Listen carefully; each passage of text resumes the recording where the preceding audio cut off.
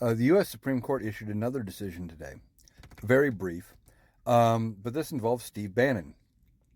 Steve Bannon was convicted of contempt of Congress for not showing up and not answering a congressional subpoena.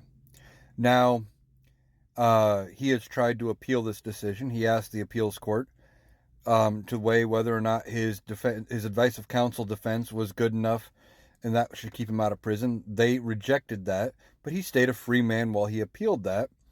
And then they said, well, you got to go to prison by July 1st. Well, not to be outdone, Steve Bannon said, I'm going to appeal to the Supreme Court. They'll keep me out of prison. So he asked the Supreme Court to keep him out of prison while he appeals his underlying contempt of Congress conviction. U.S. Supreme Court today, in a very brief decision, said no.